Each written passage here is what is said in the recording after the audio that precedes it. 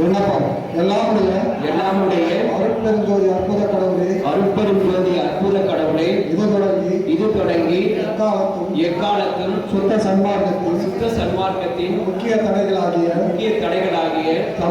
சமயங்கள் மதங்கள் மார்க்கங்கள் என்பவற்றின் ஆச்சார சங்கற்ப விகற்பங்களும் வருணம் ஆசிரமம் முதலிய உலகாச்சார சங்கற்ப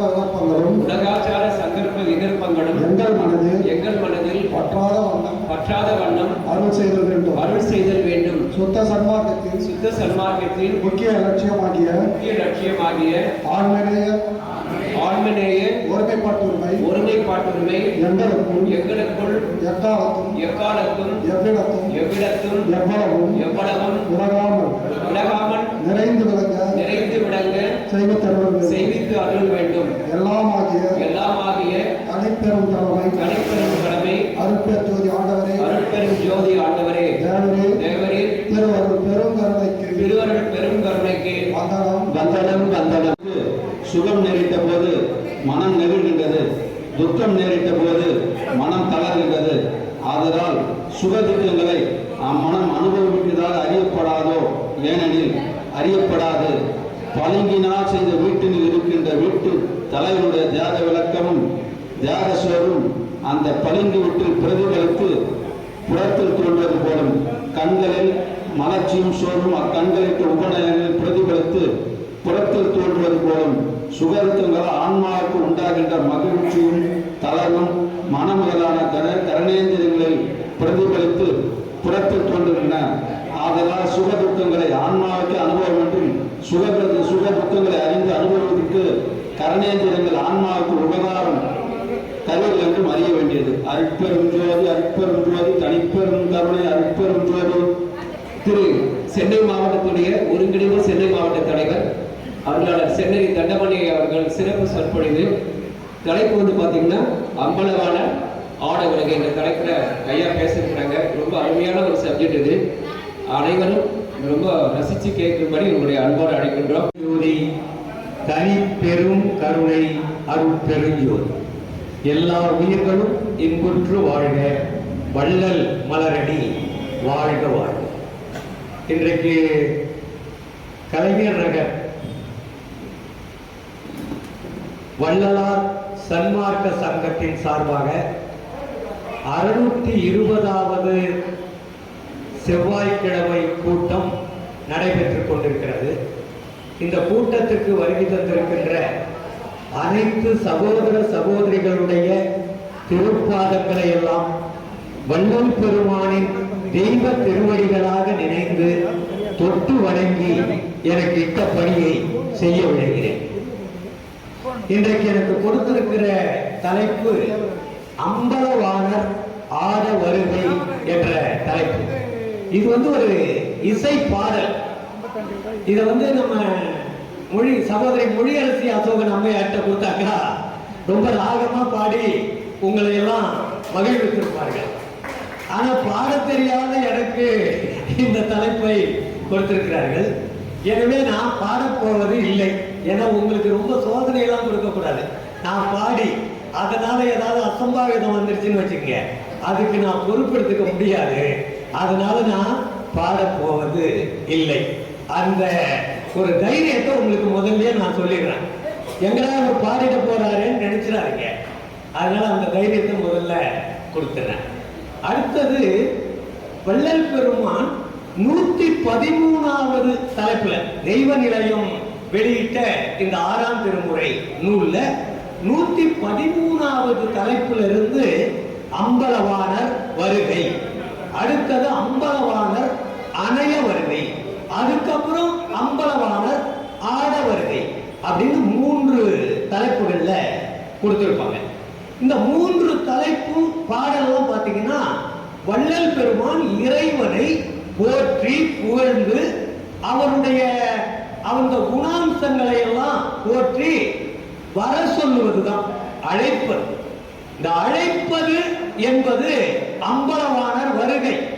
இத கூப்பிடுறது அது என்னன்னா, வாரி சிதம்பரவல்லி சிவகாமவல்லி மணாளரே வாரி மணிமன்ற வாணரே வாரி அப்படின்னு அழைத்தல். இரண்டாவது அம்பலவாணர். இங்க வாரீர் சிதம்பரவல்லி சிவகாமவல்லி மணாளரே வாரீர் அப்படின்னு சொன்னா அது பல்லவி. சரணத்துல ஒரு வரி இருக்கும். நம்ம என்ன நினைச்சோம், சிதம்பரவல்லி சிவகாமவல்லி மணாளரே அப்படின்னா ஏதோ சிதம்பரத்தில் இருக்கிற நடராஜ பெருமானதான் கூப்பிடுறதா நம்ம யாரும் நினைச்சிட கூடாதுன்றதுக்காக வள்ளல் பெருமான் இந்த முதல் சரணத்துல அருட்பெரும் ஜோதியின் ஆண்டவரே திரு அம்பலவாணரே வாரீர் அன்புடையாளரே வாரீர் அப்படின்னு அந்த இடத்திலேயே முற்றுப்புள்ளி வச்சுவார். இது சமயம் சார்ந்த கடவுளை அழைக்கவில்லை என்பதை தெளிவா முதல் சரணத்திலேயே குறிப்பிட்டிருப்பார். அப்ப வள்ளல் பெருமான் 6ஆம் திருமுறையில நடராஜபதி மாலை என்று சொல்லியிருந்தாலும் அருட்பெரும் ஜோதி நடராஜபதியே அப்படின்னு தான் அதுலயும் சொல்லியிருப்பார். அப்போ சைவத்தில் இருக்கிற நடராஜ பெருமானை, தில்லையில இருக்கிற நடராஜ பெருமானாரை இதுல அழைக்கவில்லை என்ற புரிதல் நமக்கு இதுல வந்துடும்.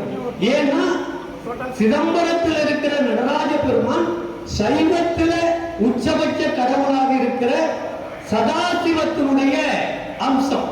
இந்த சதாசிவத்திற்கும் மிஞ்சிய ஒரு நிலை, 9வது நிலை அருவ சதாசிவம், உருவ சதாசிவம், அருவுருவ சதாசிவம் என்று 9 நிலைகள் சைவ சித்தாந்தத்துல சொல்லியிருக்கோம். இந்த உருவ சதாசிவம் என்பதெல்லாம் என்னன்னா பிரம்மா, விஷ்ணு, ருத்திரன், மகேஸ்வரர் வரைக்கும் உருவம். அருவம் நம்முடைய கண்ணுக்கு தெரியாத சதாசிவ நிலை என்பது விந்து, நாதம், பரவிந்து, பரநாதம். பரவிந்து என்பது சக்தியை குறிக்கும், பரநாதம் என்பது சிவனை குறிக்கும். இதிலேயும் சிவன் என்ற பெயர் இருக்கும். வள்ளல் பெருமானும் சிவன் என்று சொல்லியிருப்பார், சிவம் என்று சொல்லியிருப்பார்.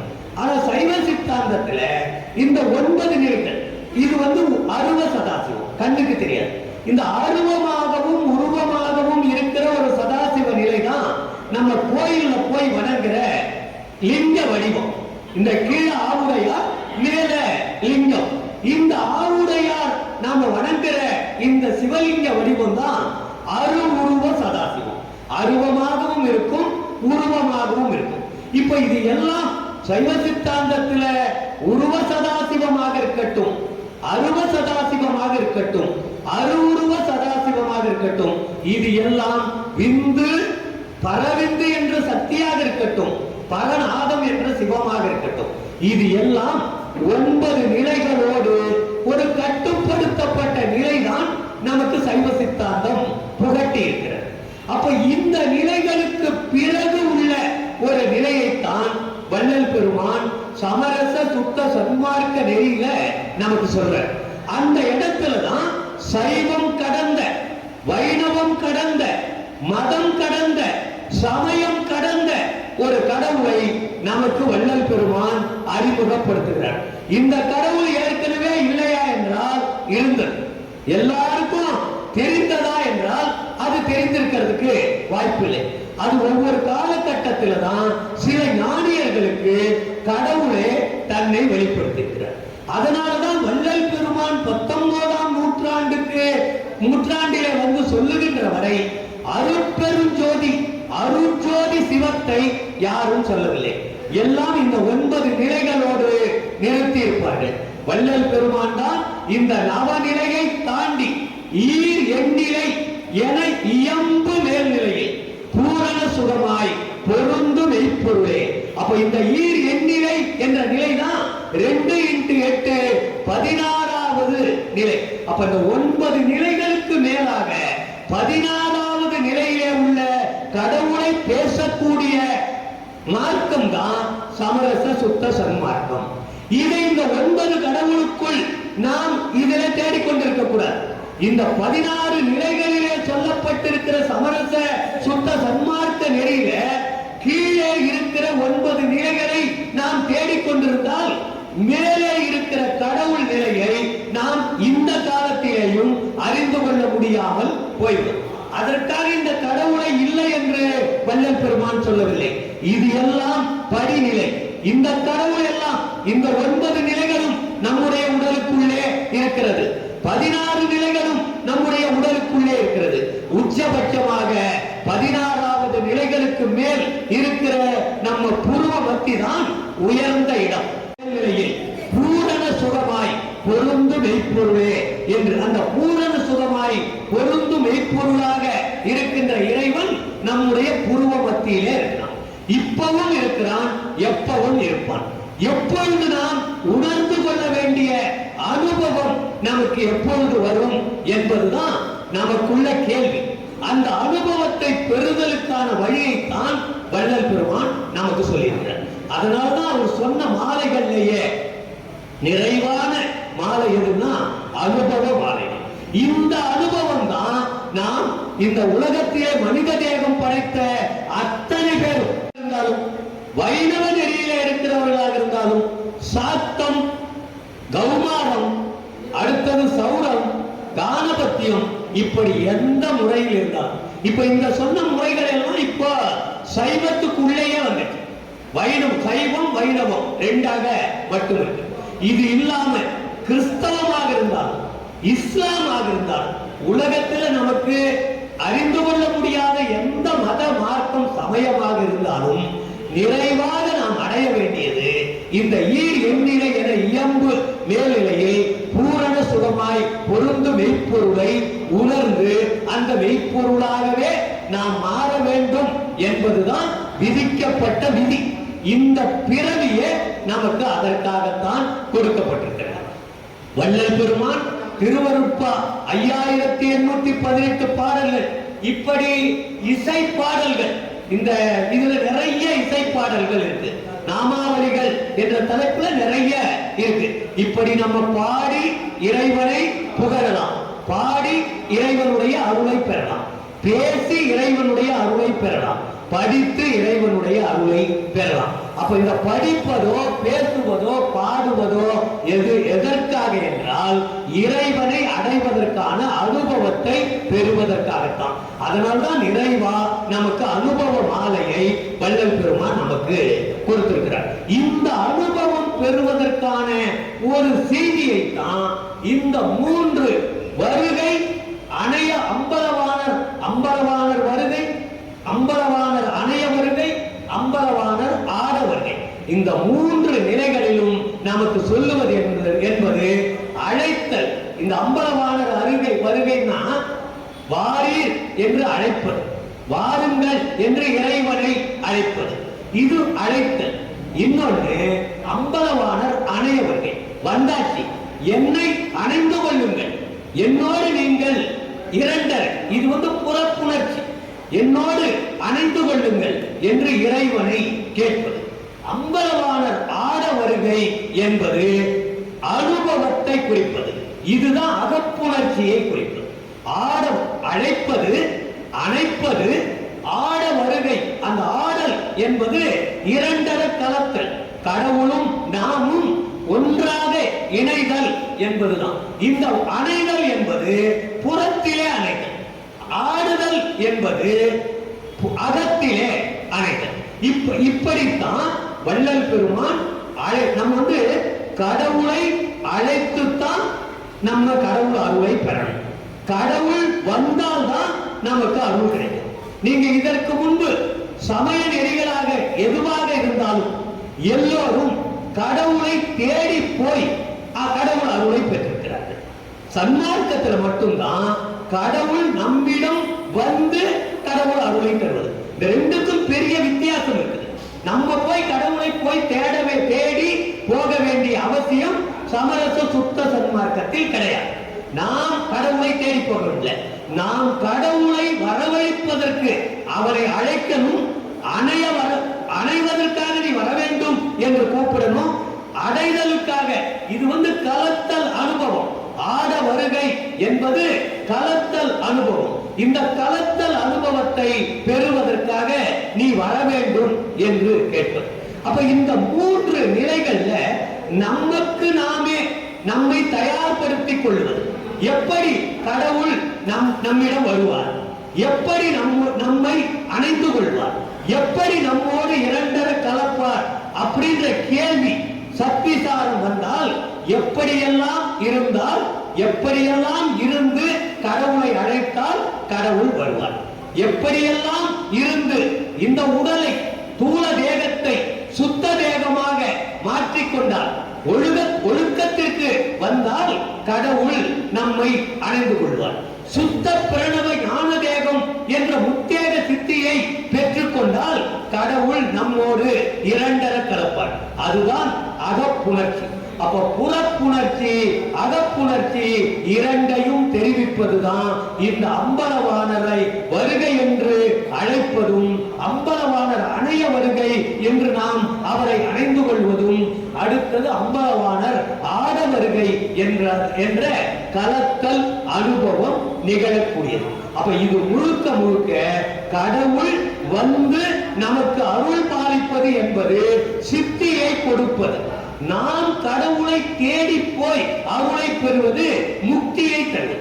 இதற்கு முன்பு பாத்தீங்கன்னா ஆச்சால்புரம்னு ஒரு ஊர் இருக்கு தஞ்சை மாவட்டத்துல, கும்பகோணத்துக்கு மயிலாடுதுறைக்கு முன்னாடி சிதம்பரத்தை தாண்டின கொஞ்ச தூரத்திலேயே ஆச்சால்புரம் இருக்கு.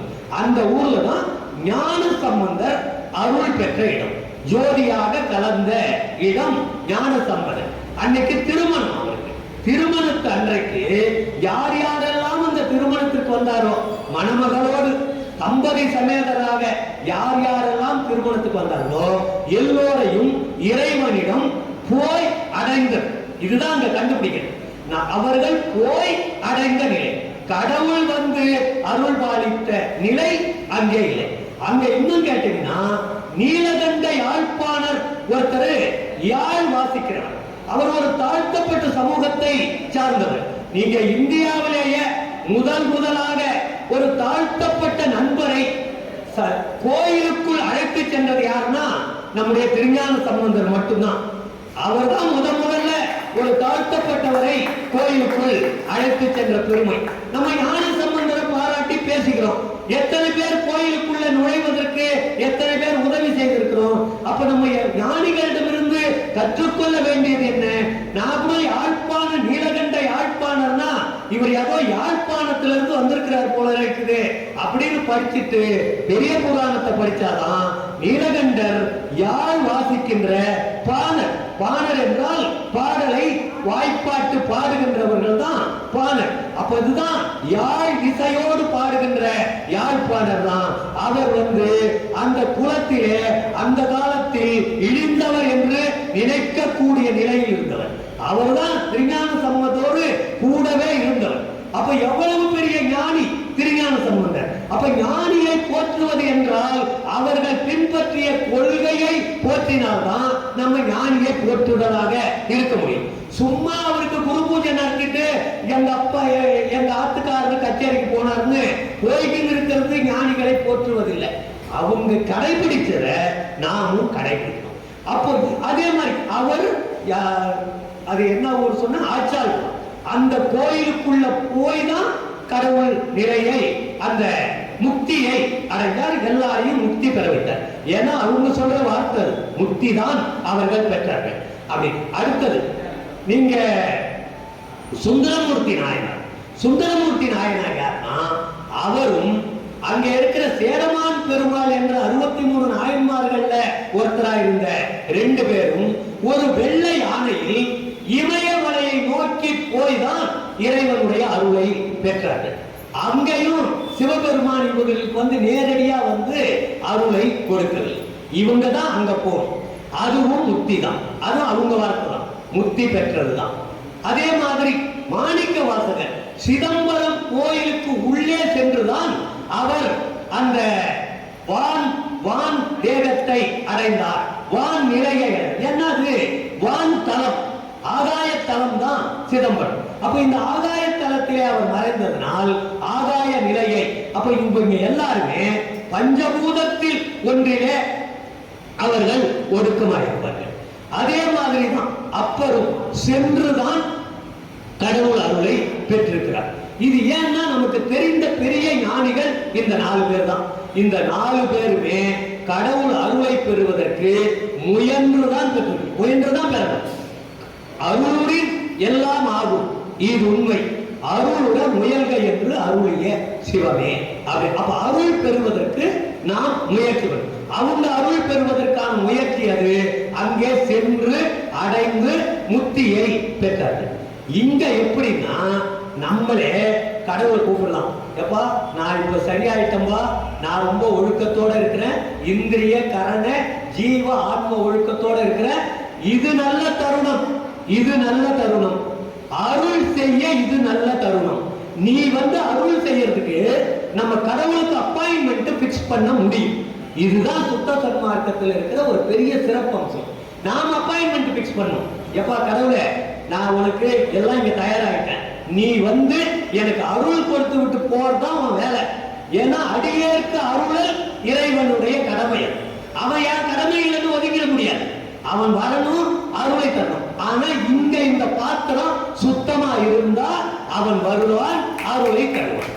நம்ம செய்ய வேண்டியதுதான் இந்த பாத்திரத்தை சுத்தப்படுத்துவது எப்படி என்பதைத்தான் நம்முடைய கவனத்திலே வைத்துக் கொண்டு செய்யக்கூடியது.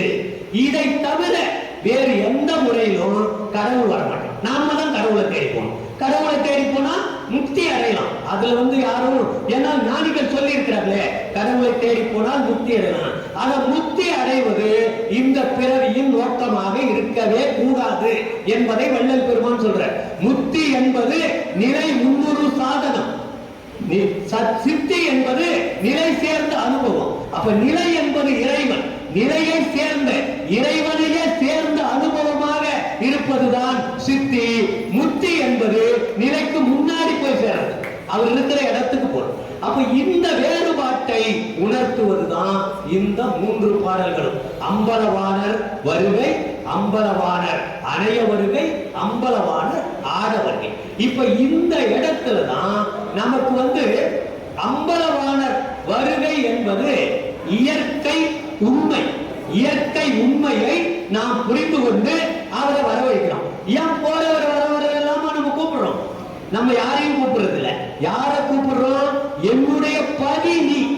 நான் இப்ப உலகத்துல சன்மார்க்கத்திலேயோ இல்ல ஆன்மீகத்திலேயோ உலகத்தில் இருக்கிற ஆண்களோ பெண்களோ அத்தனை பேரும் பெண்கள் தான். இறைவனை பொறுத்த வரைக்கும் இறைவன் ஒருத்தன் தான் ஆண். அப்படின்னா என்ன அர்த்தம்? இறைவனோடு கலத்தல் என்பதுதான் இங்கே உள்ள நம்முடைய அனைவருக்குமான தகுதி.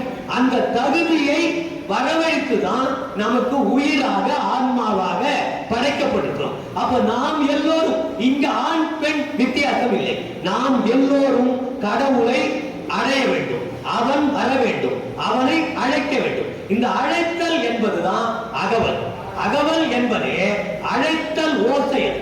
மயில் தன்னுடைய துணை மயிலை அந்த இணைவதற்காக அழைப்பதுதான் அகவலே. அப்ப அந்த அகவலை தான் நமக்கு வள்ளல் பெருமான் சொல்ற. அப்ப அழைத்தல் என்பது நமக்கு அகவலில் இருந்தே வருது.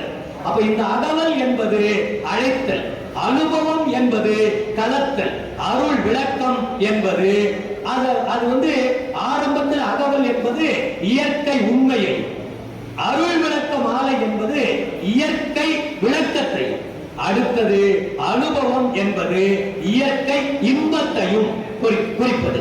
அப்போ இயற்கை உண்மையாக இருக்கின்ற கடவுளை நாம் அழைப்பது அகவல். அந்த உண்மையை தெரிந்து கொள்வது, அறிவுபூர்வமாக தெரிந்து கொள்வது, அருளினால் என்ன லாபம் என்று தெரிந்து கொள்வது, இதனால் தான் ஆன்ம லாபம் அடைய முடியும் என்று இவ்வளவு விளக்கத்தையும் சொல்லுவதுதான் அருள் விளக்கமாலை. அதுதான் இயற்கை விளக்கமாலை. இயற்கை என்பதுதான், இயற்கை விளக்கம் என்பதுதான் அருள். அப்ப இந்த அருள் விளக்கத்தை நாம் பெற்றால் அருள் இன்பம் என்கிற ஆன்மாவில இருக்கிற இறைவனை நாம் ஒன்றிணைதல் என்ற நிலை நமக்கு வரும். அப்ப இந்த இயற்கை உண்மை, இயற்கை விளக்கம், இயற்கை இன்பம், இந்த 3ம் தான் அம்பலவாணர் வருகையும், அம்பலவாணர் அணைய வருகையும், அம்பலவாணர் ஆட வருகையும் நமக்கு தெரிவிக்கும், உணர்த்தும் உண்மைகள் ஆகும். இததான் நம்ம வள்ளல் பெருமான் வாரீர் சிதம்பரவல்லி அருட்பெருஞ்சோதி என் ஆண்டவரேன்னு அம்பலவாணர் வருகையில அழைப்பார். இதுதான் அகவல், அழைத்தல். அடுத்தது அணையவாரீர், என்னை அணையவாரீர். அணிவளர் சிற்றம்பலத்தீர் அணையவாரி என்பது இந்த பல்லவி.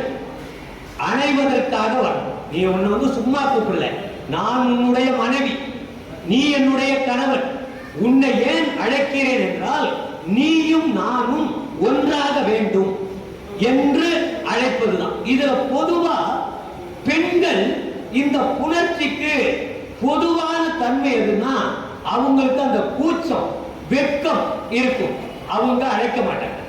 ஆனா ஆன்மீகத்துல ஆணாகவும் பெண்ணாகவும் இருந்தாலும் நாம் எல்லாம் பெண்கள் என்ற முறையில இந்த கூச்சம் வெட்கத்தை எல்லாம் விட்டு விட்டு இறைவனை அழைப்பதை பற்றி இந்த பாடல்ல சொல்லியிருக்கோம்.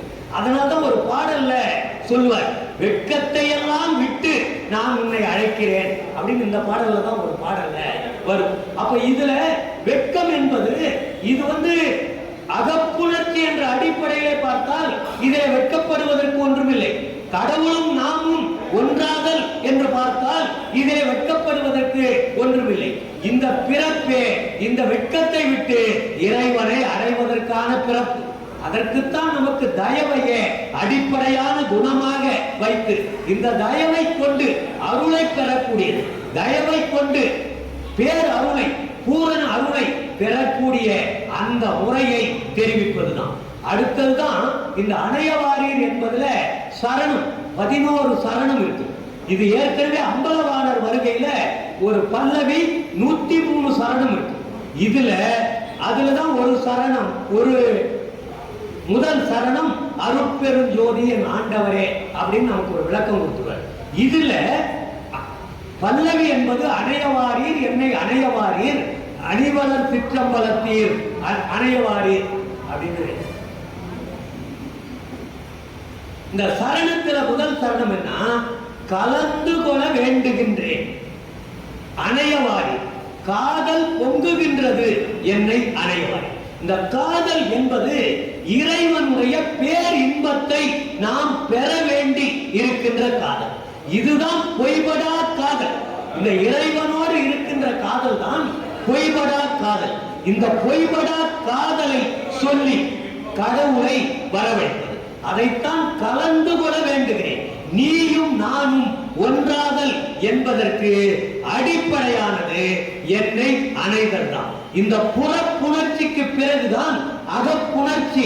அந்த அடிப்படையிலே தான் அம்பலவாணர் வருகையும் அம்பலவாணர் அணைய வருகையும். கலந்து கொள்ள வேண்டுகின்றேன் அணையவாரி, காதல் பொங்குகின்றது அணையவாரி, என்னை அணையவாரி என்று சொல்றதா இருக்கும்.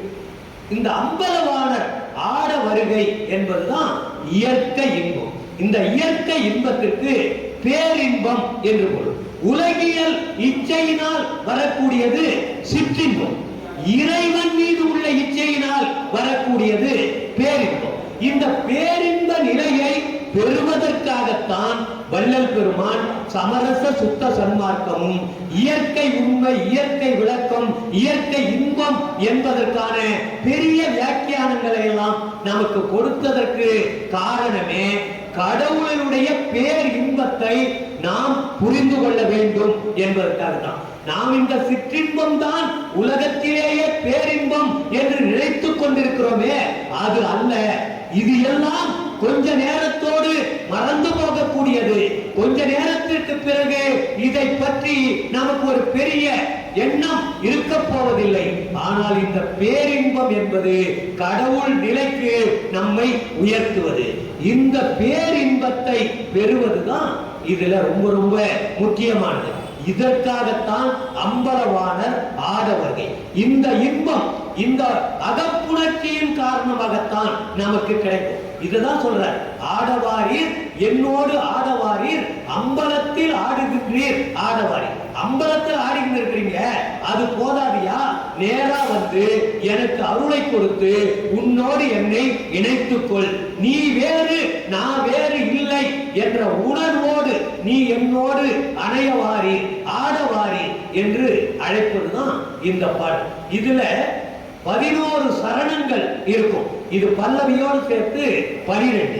இது ஒவ்வொன்றும் 8 வரிகள் கொண்டதுதான் ஒவ்வொரு சரணம். அப்படின்னு பாத்தீங்கன்னா 11 சரணமும் 88 வரிகளை கொண்டது. அதுல கடைசி வரி, இந்த 11 பாடல்களிலும் கடைசி வரி என்னுடைய நாயகரே அணையவாரி அப்படின்னு. இது என்னன்னா, அணைதல் என்றால் இது ஏதோ கடவுளோடு அணைதல் என்றால் என்ன பொருள்னா, நாம் எல்லாம் ஒரே கடவுளை ஏற்றுக்கொண்டிருக்கிறோம்.